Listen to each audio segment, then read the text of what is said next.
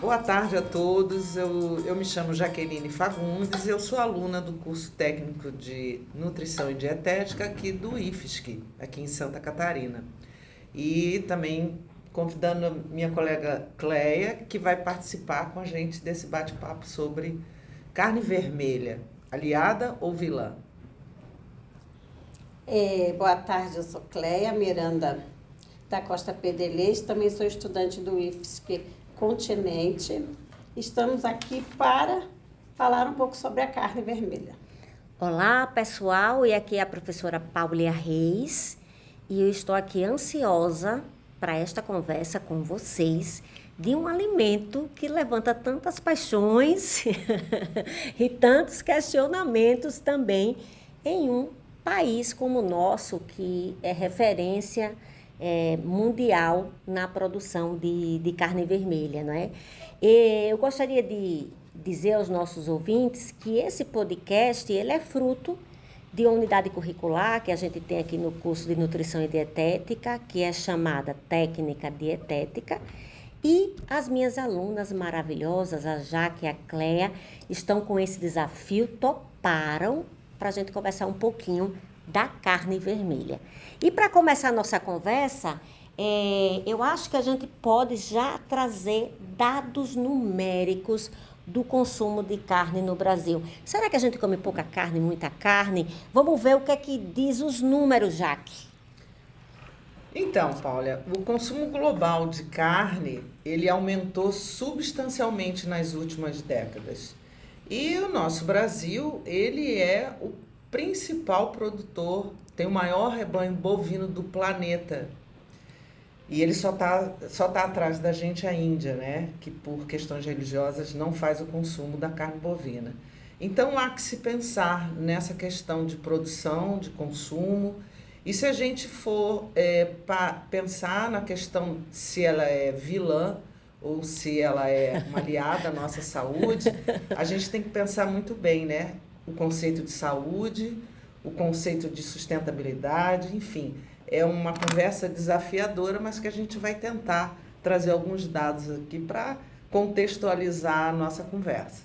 Com certeza. Olha, a Jaque, ela traz duas palavrinhas, não é, que estão bem aliadas à carne bovina: saúde e sustentabilidade. Não tem como a gente falar da carne bovina, do consumo de carne bovina, sem irmos nesses ambientes, não é? Sem pensar a carne dentro da saudabilidade e pensar na produção da carne que acontece no Brasil, levando em consideração a sustentabilidade, seja ela econômica, seja ela ambiental, seja ela social, não é? Quando a gente pensa em sustentabilidade em o tripé. Mas, Jaque, teríamos números de consumo, valores, mais ou menos quanto o brasileiro consome de carne? Sim, nós fizemos um levantamento em termos desses números, né? E nós aqui no Brasil, que somos os maiores consumidores da carne, nós fazemos o consumo de aproximadamente 35 quilos per capita. Então, se a gente for parar para pensar, isso é uma coisa considerável, tanto no que diz respeito à saúde, né, à manutenção da saúde, quanto em relação ao como que a gente chega a um consumo desse. Da onde que vem essa produção, como que é feita essa produção, em que escala é feita essa produção, né, e há que se ter um equilíbrio, não só na nossa questão de saúde alimentar, como nessa questão o quanto isso impacta no nosso meio ambiente. E olha só, meninas, o dado da Jaque, né, 35 quilos de carne por ano por pessoa. Óbvio que é uma média, né, mas nos diz muito. E nós estamos falando apenas de dados da carne vermelha. Aqui não estão os dados da carne de frango, do suíno, de pescados, de outros tipos de carnes, né? A gente está só focando o nosso podcast na carne vermelha. E além da própria carne in natura que é consumida, né, Cleia, existem os diversos tipos de carne ofertadas no mercado, né, e os seus derivados. O que a gente encontra no Brasil? A carne bovina, né? A carne suína, além dos embutidos, como linguiça, salsicha, hambúrguer. E eu acho, Jaque, que como você é uma profissional da educação física, você trabalha com a população mais, com 60 mais, não é? Seria interessante a gente também já dar um pulinho lá na saúde. O que é que podemos falar de malefícios à saúde desse alto consumo de carne vermelha? O que é que você pode nos dizer? Bom, Paula, antes de falar do malefício, se faz fundamental eu citar que isso não é novidade nenhuma, nós que somos da área, né, da saúde física, da saúde mental, a questão do envelhecimento saudável, ela está baseada em alguns pilares. Eu sou da área da educação física, vim buscar o conhecimento do curso técnico de nutrição para poder abraçar um pouquinho os saberes da nutrição, que hoje, junto com a atividade física, com a prática regular de exercícios físicos, de atividade física, é um dos principais pilares nessa questão da qualidade de vida e responsável também pelo aumento da expectativa de vida de nós brasileiros e de toda a população. Então, a nutrição, ela atua também no sentido de promover a saúde física, a saúde mental, junto com outros pilares. E aí, a nutrição, ela nos diz que é fundamental que a gente preconize uma alimentação saudável, né? E uma alimentação saudável, ela não pode ser focada, e isso eu estou aprendendo no nosso curso, ao longo do nosso curso, no estudo e no incentivo ou na demonização desse ou daquele nutriente. A alimentação saudável não é isso só, né? Então, é importante que a gente encontre um equilíbrio, nem demonizar e também nem preconizar o consumo desse ou daquele, no caso, o nosso objetivo aqui é falar da carne. Então, nem tanto, nem tão pouco, né? Tudo depende. E isso é uma coisa que eu aprendi nas suas aulas, né? Tudo depende do contexto que a gente está, da condição de saúde ou não daquele indivíduo que a gente está, que a gente pode vir a sugerir e discutir a questão da alimentação. É aquela frase que nós comentamos tanto, né? Nenhum alimento sozinho ele vai ser capaz de trazer um malefício intenso para uma pessoa, como também ele não vai ser o salvador de todos os problemas que nós temos nutricionais. Então, sempre é um equilíbrio do que a gente deve comer, levando em consideração o estilo de vida, não é isso, Jaque? Uhum. O sedentarismo, não é? A sua rotina, o seu dia a dia, a sua idade, os seus exames laboratoriais. E já que eu vou puxar ainda para a área da educação física, não é? Vamos lá. A gente está falando de carne vermelha e a gente vê que há realmente, né, a indicação para quem faz atividade física ter um consumo de proteína além da carne vermelha. Há essa orientação até por uma necessidade da construção muscular. Mas também a gente pode falar da importância dessa construção muscular, que não depende única e exclusivamente da carne vermelha, mas também para um envelhecimento mais saudável. E junto com esse tema, eu queria que você falasse um pouco sobre sedentarismo, doenças crônicas, tabagismo, álcool. O que é que a gente pode pensar sobre isso? Então, preconizando, né, o envelhecimento saudável, a gente tem como um dos principais pilares essa questão da atividade física. A atividade física, ela vem no sentido de que, para que a gente mantenha a nossa capacidade funcional. E o que é a capacidade funcional? É você ter condição de fazer as tuas atividades cotidianas, caminhar, sentar, subir uma escada, fazer uma compra. A partir dos 60 anos, você viajar, você brincar com seus netos, enfim. E isso, a gente precisa de um investimento da melhor poupança que a gente pode fazer na nossa vida, que é uma coisinha chamada músculo. E para isso a gente precisa da principal proteína, né? E que a gente acha na carne vermelha. É importante também, além da carne vermelha, alguns fantasmas nos trazem algumas informações de que a carne vermelha, ela é uma das principais fontes da vitamina B12 e de todas as vitaminas do complexo B, que são fundamentais para que a gente tenha essa saúde muscular, né? Além do ácido fólico, do ferro, enfim, isso tudo a gente precisa para a gente manter não só a quantidade de fibras musculares, de músculo, mas também da nossa saúde óssea. A gente sabe que depois dos 40, 50, 60, a gente perde massa muscular. Isso se chama sarcopenia. E a gente precisa fazer uma ingesta de proteína suficiente para que a gente não precise recorrer, vamos dizer assim, não dizendo que a gente não precise, mas que a gente continue fazendo a ingesta e fazendo a construção e a manutenção da nossa saúde muscular, né? Então, isso aliado ao exercício físico, isso é fundamental. O sedentário não vive bem. Sedentário tem uma expectativa de vida infinitamente menor daquelas pessoas que têm uma prática de atividade física regularmente. Então, de novo falando, educação física e nutrição são pilares fundamentais para que a gente não somente viva mais, mas que a gente viva bem. E é isso que a gente quer, né? A Cleia, nós temos mais de 50 anos, eu tenho 60, a Cleia tem 50, e a gente está aqui provando isso, né? De que se a gente colocar foco em coisas que são fundamentais para a nossa qualidade de vida, a gente consegue superar os obstáculos e as limitações e os decréscimos que são inerentes à vida, né?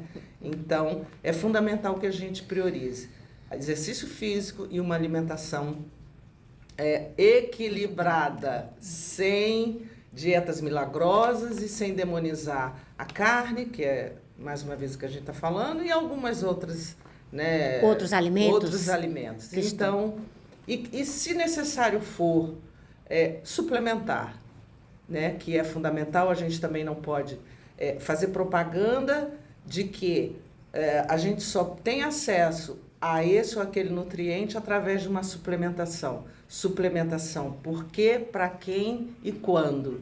Muito então, bem. Se você se mantém dentro de uma dieta equilibrada, provavelmente essa suplementação ela pode ser descartada ou, pelo menos assim, não ser prioridade na vida da gente. Ai, que coisa boa. Tão bom viajar, que é tão bom ver um profissional, né, Cleia? Cleia, e te trazendo para a conversa, né? Você poderia nos dizer, não é, quais são os nutrientes da carne vermelha, da carne bovina? Quais são os nutrientes que a gente encontra nesse alimento? Na carne vermelha nós temos vitaminas, proteínas, sais minerais, gorduras, ferros. E esse alimento associado a outros alimentos é interessante? Quais seriam esses outros alimentos? Seria frutas e vegetais e ômega 3. Carne associada a um consumo com outros alimentos ajuda numa saudabilidade geral, não é isso, Cleia? Cleia, e você poderia falar para nós a diferença entre carne vermelha e carne processada? A carne vermelha fresca in natura e a processada. Então, professora, a carne vermelha fresca possui muitos nutrientes, enquanto a carne processada estão ligadas, a maioria, o risco de doenças. E esses riscos de doenças justamente porque tem muito aditivo. A carne processada, às vezes, tem uma quantidade de aditivo que, se consumido sempre, todo dia, diariamente, vai fazer mal à nossa saúde. Cleia, e as formas de consumo de carne? Você, que eu sei que é técnica em cozinha, aqui pelo IFSC, como é que nós podemos consumir a carne? De que forma a carne in natura pode ser preparada? Melhor para a saúde seria grelhada, cozida ou assada. A sua porção mais saudável do que frita ou defumados. Maravilha. Então, quando você fala de assada, a gente poderia usar algum equipamento? Numa panela de pressão, seladinha. Uhum. Que mais? Quais dicas você dá mais? Além da a panela de pressão saladinha, adorei. No forno, No forno, carne de panela. carne de panela. Temos também a airfry, porque é cozida por calor, né? Bem mais saudável. E o controle de E temperatura o controle de temperatura, né? bem mais apurado, né? É, bem Cléia? mais. Cléia, e outras formas de consumo da carne, além do grelhado, assado, quais dicas você daria aos nossos ouvintes? Nós poderíamos fazer um cozido, que já tem os legumes, juntando os dois, né? Verdura. Nós poderíamos fazer picadinha, com legumes também. Nós poderíamos fazer a carne moída, a gente tem patinho, tem músculo, tem o ossobuco. E quais as carnes, os tipos de corte que a gente poderia usar para fazer essas carnes que você deu como exemplo, né? Com legumes, a carne moída. Carne moída, Nos diz aí. ossobuco, O ossobuco. patinho. Nós temos o lagarto, que faz recheado. Fala um pouquinho desse lagarto recheado pra gente. Eu tempero um dia antes, depois eu coloco uma linguiça calabresa e selo, e depois coloco na panela de pressão, com tempero. Uhum. Cléia, e pra gente fazer um ensopado com legumes, Um cozido. Muito bom. quais são os tipos de corte que você indica aqui para os nossos ouvintes? Olha, o cozido, eu não gosto de carne muito seca, né? Seria o músculo, Boa. que aí ele fica igual aquela sopinha de criança. Fica mais molhadinha, não fica tão seco, né? Então, A paleta também iria ou não? a paleta eu nunca usei para fazer cozido. Eu prefiro mais o músculo. O músculo. Até para carne moída eu prefiro mais o músculo. Aham. E no caso da paleta, do patinho, o patinho é uma carne mais seca, né? É, mais seca. O colchão mole, o colchão duro, você indicaria esses tipos de corte mais ou menos para que preparações? Para panela de pressão também, né? Para panela de pressão também, né? Pode fazer um bife a rolê, pode fazer bife de panela, Uhum. E esses cortes serviriam tranquilamente. tranquilamente. Já se a gente... saborosa a carne, né? Saborosa. Né? Já que quando a gente vai para uns cortes mais grelhados, a gente precisaria de uma carne mais macia. Mais macia. E aí... Colchão mole. O colchão O colchão mole, de dentro alcatra. A alcatra ela diminui assim um pouquinho, mas é mais macia, né? Uhum. E aí, para o grelhado, você indica o colchão mole e mais alguma outra? Uma outra tipo de carne é o contrafilé, que pode fazer contrafilé ao alho, é bem saborosa. Uhum. Meninas, e a gente está chegando ao fim do nosso podcast e eu queria que vocês finalizassem dando uma mensagem para os nossos ouvintes ou dicas. Fiquem à vontade. A Jaque quer começar? Sim. Bom, Paula, decididamente eu acho que a chave para uma alimentação saudável, ela está baseada no equilíbrio, no bom senso, na informação, sobretudo na informação, sem radicalismos, sem demonizar isso ou aquilo. No caso, a gente está falando mais uma vez da carne vermelha. E através do estudo, para a gente ter esse bate-papo, eu acessei um texto muito interessante que eu acho que todos nós, estudantes da área de nutrição, deveria dar uma olhadinha, que é uma informação pertinente, coerente, sensata e, sobretudo, histórica, que é tão importante, né? Ai, eu fiquei que curiosa. é Câmara Cascudo, Ah, que sim! ele fala no livro dele A História da Alimentação no Brasil, que é, assim, fantástica. E eu estou começando a ler, que ele fala que quando a gente está pensando em orientar, né, esse ou aquele indivíduo em relação à sua alimentação, que a gente não pode esquecer dos aspectos sociais, econômicos, culturais dessa pessoa, que isso é fundamental. E não só para que dê certo, para que se tenha ouvido, escuta no que a gente está tentando promover de saúde. Ai, tô até arrepiada, Mas, Jaque. imagina, mas assim, eu achei muito interessante que ele fala que falar das expressões negativas da alimentação para pessoas afeitas aos seus pratos favoritos, que vieram dos seus avós, bisavós, enfim, que tem todo um conteúdo histórico, né? Familiar, afetivo, é ameaçar um ateu com as penas do inferno. Achei fantástico isso. Fantástico, muito Então, lindo. eu entendo isso assim como abaixo a demonização da carne. O que a gente precisa é equilíbrio, coerência e, sobretudo, informação. Essa é a mensagem que eu gostaria de deixar. Ai, obrigada, Jaque. Muito lindo. E, Cléo, quais são as dicas que você dá para os nossos ouvintes?